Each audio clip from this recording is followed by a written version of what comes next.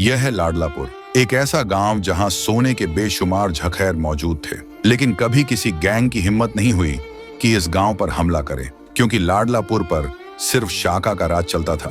शाका गांव के हर शख्स की इज्जत करता था, मजलूमों का सहारा था, और जब तक शाका मौजूद रहा, लाडलापुर महफूज रहा। लेकिन एक खूनी लड़ाई के बाद अचानक शाका गायब हो गया। कई महीने गुजर गए, किसी ने शाका को दोबारा नहीं देखा। कोई कहता था शायद शाका मारा गया है, और कोई कहता शायद शाका जान बचाकर भाग गया होगा।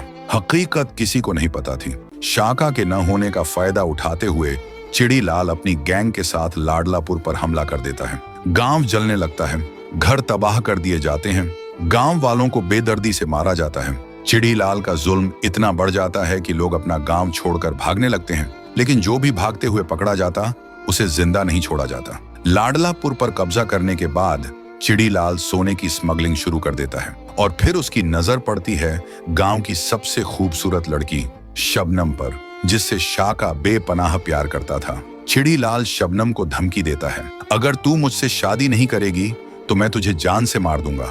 जब यह बात शबनम के भाई चंदू को पता चलती है तो वह किसी तरह अपनी जान बचाकर गांव से भाग जाता है। चंदू का सिर्फ एक मकसद होता है, शाका को ढूंढना और वापस लाडलापुर लाना। वह गांव-गांव, शहर-शहर भटकता है, लेकिन शाका का कोई निशान नहीं मिलता। कई दिन भूखा प्यासा रहने के बाद चंदू जंगल में बेहोश होकर गिर जाता है, और दूसरी तरफ चिड़ीलाल शबनम से जबरदस्ती शादी की तैयारी कर रहा होता है। तो दोस्तों, अब सवाल यह है, क्या शाका वापस आएगा या फिर लाडलापुर चिड़ीलाल के जुल्म में हमेशा के लिए खत्म हो जाएगा?